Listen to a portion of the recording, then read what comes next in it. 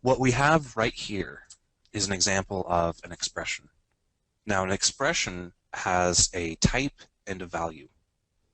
The value is the data inside of that is the result of the expression, and the type is where that data can be placed into.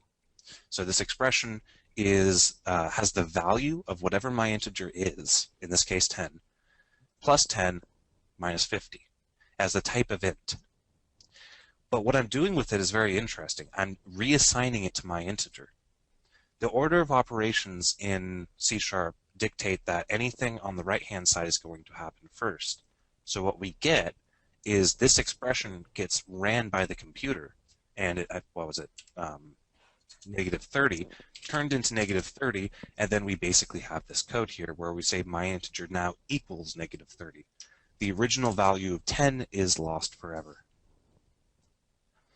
So that is an example of an integer. We can do a lot of fun stuff with it. We will be using integers a lot, especially in this later in this class when we talk about looping. You might be asking yourself right now how you would ask the user to type in a value that gets turned into an integer. Like, for example, let's say we wanted to write a simple program.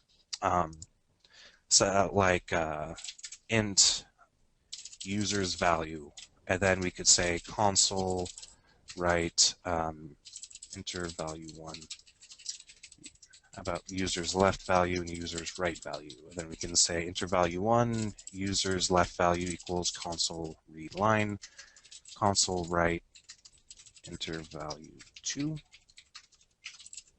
user right value equals console read line. This is a straightforward thing that someone might try to do after learning about how integers work. And then you might be able to say int result equals user left value plus user right value. Then we could say something like console write line user left value plus user right value equals result.